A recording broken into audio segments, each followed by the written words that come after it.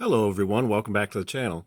So today we're going to be taking a look at a couple more Black Series action figures, and these two are characters from the movie Rogue One.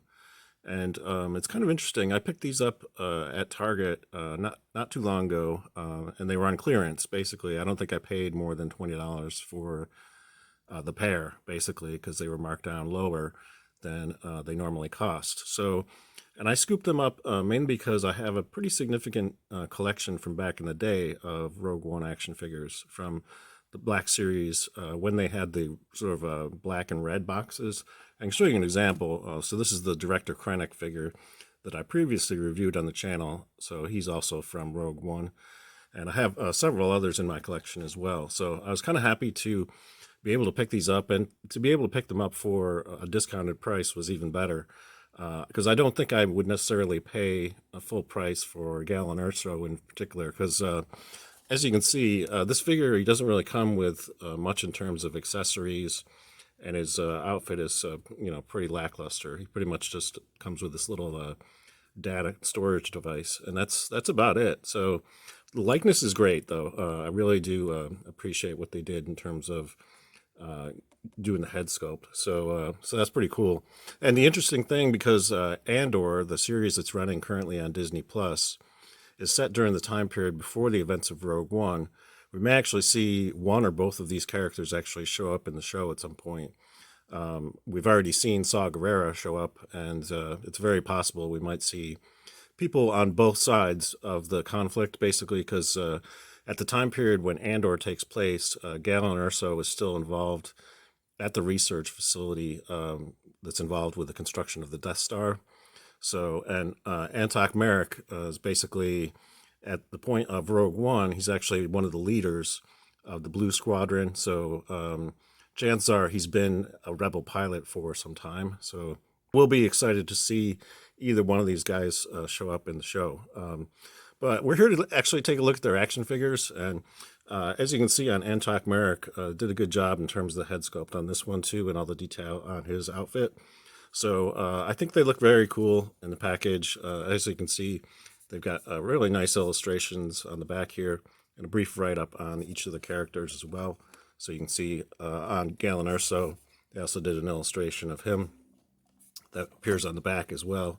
And also there's a write-up on his character here. So packages look pretty cool, but I am anxious to get these out of the package so we can take a look at the details and articulation up close. So let's go ahead and do that. Okay, so we got these figures out of the package now, and we'll take a look at Galen Erso first. And you can see they did a really good job with the head sculpt. It does very much look like the actor who portrayed the role. And actually some of the most dramatic scenes in the movie are actually with Galen Erso. So pretty significant character, and he does end up being sort of a rebel hero in the end, because he is the one who actually creates the weakness in the Death Star that allows the rebels to actually destroy it. So, he just comes with this one accessory, this little data pad, basically. So really tiny accessory. Has some nice detail on it, though. But yeah, it would have been nice if they had given him something more than just that one accessory. His outfit looks pretty good, but again, pretty plain. I don't know if this includes any recycled parts from other figures or not, but yeah, it's pretty basic.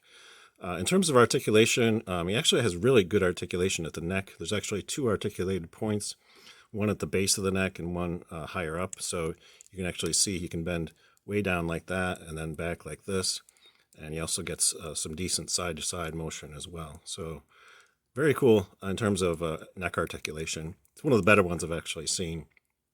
At the shoulder, he can extend out. Also gets 360-degree rotation. At the elbow, he gets a bend and also a pivot joint there. At the wrist, he gets bending back and forth like this, and also a pivot. At the waist, it's pretty much just a pivot there. It might be on a ball joint, but in terms of side-to-side movement and front and back, it's kind of hard. It doesn't really move too much just because of the way it's interacting with the rest of his outfit. At the hip, he can kick out a little bit. He also gets front and back like this. There's a thigh rotation right here. At the knee, there's a double joint, so you can see this bends way back like this. At the angle, he gets bending back and forth like this.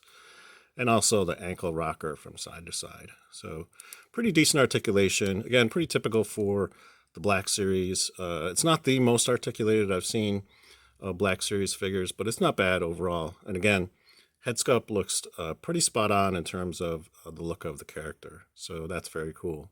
Next, we're going to take a look at Antoc Merrick. And this figure, out of the two, is definitely the most interesting. And as you can see, that helmet fits on his head very nicely. I'll take it off in a couple of minutes so you can actually see what the head sculpt looks like underneath there. But in terms of articulation, I want to show you at the neck, he gets bending back and forth like this. Some side-to-side movement and also rotation. So pretty decent articulation at the neck. At the shoulder, he can extend out. Also gets 360-degree rotation. At the elbow, he gets a bend and also pivot from side to side. At the wrist, he gets rotation there and also bending back and forth like this. And he does come with a blaster, but he doesn't come with a holster to holster the blaster, so it's pretty much going to need to stay in his hand all the time. At the mid-torso, he gets an articulated point there, so pretty much a pivot though, and not too much side-to-side or front and back movement there. Yeah, it's kind of a stiff joint, doesn't seem to really move very much. At the hip, he can kick out a little bit, but it's kind of restricted by these straps in terms of how far he can kick out. He can kick forward and kick back. There's also a thigh rotation right here, so you can see that goes from side to side. At the knee, it's double jointed, but it almost doesn't need to be because this part of the leg actually restricts how much it can move. So I'm almost thinking they probably could have gotten away with just a single joint there. So at the lower leg, he gets a pivot. So right at the boot cut, basically, you know, side to side. He gets a front and back on the ankle and also the ankle rocker. So again, really good articulation. On these sort of X-Wing pilot uniforms and so forth, because of the bulkiness of the legs, it does kind of restrict how much movement they actually get. And I want to go ahead and take the helmet off so you can see what he looks like underneath there. So with the helmet removed, you can see what this character looks like underneath there. And again, I think they did an excellent job in terms of capturing the look of the actor. So very cool. That's all I have for you today. If you enjoyed this video, please give it a thumbs up. And if you'd like to see more reviews of Star Wars action figures in the future, think about subscribing to my channel because I will be covering more of this kind of stuff in future videos. Until next time, I hope you're having a great day, and may the Force be with you.